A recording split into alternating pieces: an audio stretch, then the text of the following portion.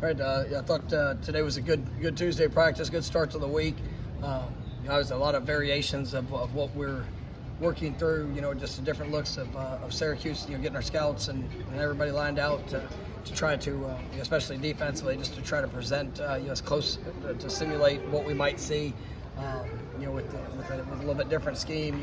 I thought our guys had a good attitude, a mindset to the work, and we got some just like every Tuesday, we get some good competitive drills with ones-on-ones, and I thought our guys had the right mentality. We had to clean up some details and just overall execution from different segments of practice. But I thought it was a good work day. I saw some explosive plays, saw some guys that were really flying around, had some physicality in it. So we got to bounce back tomorrow and continue to get better. But I liked how we started the week. Fullback in your position. You like that position? I don't like that position. I love that position. Because it's one of the purest positions in football. When you go play fullback, you gotta have it all. It's the toughness, the mentality, the skill set, the agility to be able to work and make people miss, and as you're tracking guys and blocking, and it's funny because just everywhere I've been, I've always had a defensive player that's been our fullback, and so even when I was offensive coordinator, I would always be kind of drawn to those guys and see them really engage in the opportunity, and we've had some great ones, and that's where I just like coaching that position, and I need to get it put on my business card actually. How'd you identify DJ? DJ actually, it's funny. He was most of his high school career. He was a running back, and he only moved to linebacker his senior year, and he obviously did a great job with that. But when we got in the recruiting process, it was something that I saw that as a real opportunity for him, and he's a great one. Sam's announcement on social media about the transfer thing. You guys obviously haven't worked out. We're sitting out here participating. How do you kind of go about getting him re-engaged, reconnected, and come back home? It's about work today, and come out and a lot of emotions in life, and it's not, you don't always wake up and have the greatest start to a day or where everything's going the way you necessarily want it, but you get a chance to respond to that, and you get a chance to go and still put your best foot forward.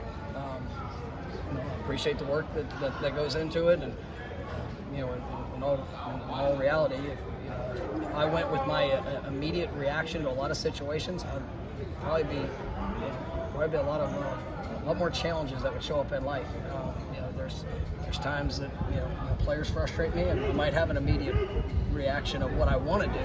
But if I was to quit on them, or if I was to stop pouring in, then we miss out on some great opportunities to see growth. And so it's a twofold thing. And these are young men that are going through a lot, and it's a great experience to be a college football player, but there's a lot of stress that goes into it.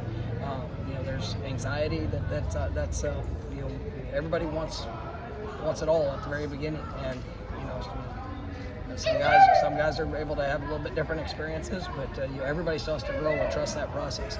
And it's for every person on our team, it's a continuing to work through that. If you make the choice to show up every day and continue and improve and get better, being your best, then you're going to be well on your way to accomplish all that you want. It seemed like Sam did have some bright moments today. Did you appreciate the response or see him respond? Yeah, it's the same expectation for everybody that comes out. And if you hadn't polled everybody that on our team that who had just a great day or who had a challenging moment yesterday, probably 50-50 had challenges yesterday, and they had to still make the same choice to come out. I appreciate Sam and obviously the work that he put in and decision that he made to be a part of what we're doing and to continue to work away at it, because he does have a bright future. There's no question about it.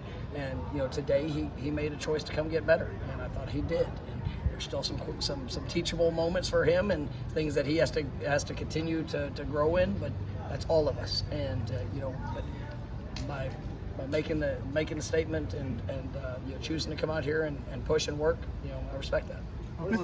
Let's say about you. I think you didn't put him on scout team. You didn't demote him. You don't have him out doing bear calls. What does it say about your kind of management style? I guess if you, patience. I was 18 once.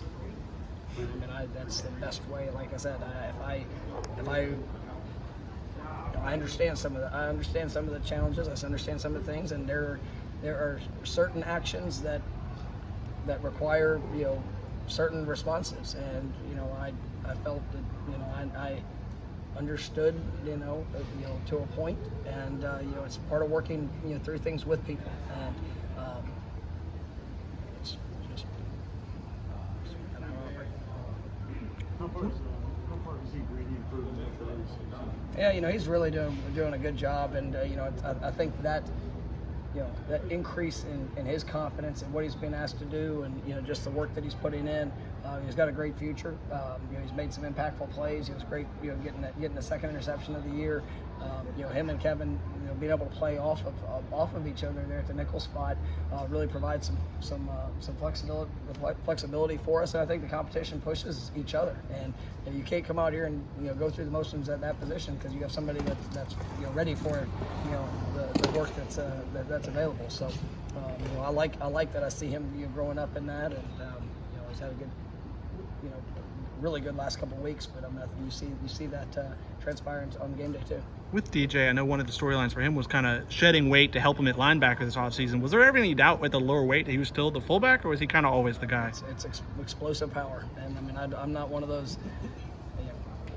There's certain guys you want to see that that weight is necessary, but I mean if you got explosive power, I mean you can do some great things, and he lost weight that he probably needed to lose to be able to play at the conditioning level that he has now been able to do, especially being able to go both sides of the ball. But I didn't worry about his explosiveness. Is Amari continuing to kind of progress and show you? He did, and he played his most snaps there last week, and looking as he continues to clean up some of the things that he's doing, and just that growth and his confidence in all things that we're asking him to do. That will continue to grow, and really proud of Amari because he's had a challenging year, and with dealing with the injury, and then just what that does when you miss 4 or 5 weeks. But how he's responded to that, and continued work. I mean, great leadership, tremendous effort, and we need that to show up daily. What do you remember about Jared versus game in Syracuse last year? Watching that, going back and watching that when you first saw it. Yeah, I mean it wasn't something I just ultimately studied last year, but I remember the flashes. I saw one of the plays that stood out to me was that Tucker broke out on a long run, and Jared's you just saw him open up and run. I mean, it was impressive to see a big guy that ran and pursued the ball the way that he did. His physicality, he was able to. I think he had a sack in the game. He was just so very active, and I mean it was just somebody that jumped off on film.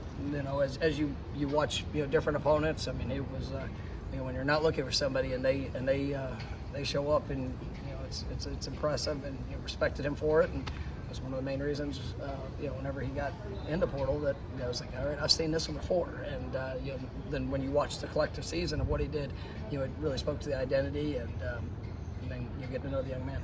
How do you think a guy like that gets overlooked by FBS schools? I mean, it's people develop at all different times. He was I think he was 200 pounds when he came out of high school, and obviously just the projection of what that's going to be, and he put in work, and that's where there's guys that are on our team that maybe weren't the highest recruited people that might be that are some of our best football players, and it's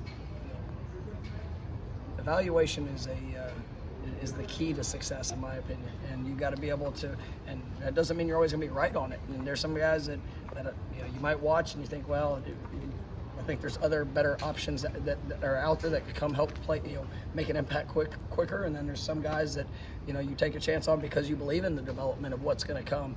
And his story is a unique one, and we had a very similar story. I mean, I know Pat was recruited, and he was well recruited, but you sit there and you have a defensive end, and and Patrick Payton, that was he was 205 pounds maybe when he got here, and you see the work, the development. He's close to 250 or whatever he's weighing now, and it's just he's impressive just to see how he's grown and developed to what we believed that he would be. So, you know, it's a great story, but you know, he had to work for it. I'm guessing you don't probably spend too much time talking about big picture things in terms of the players and what they've accomplished this season.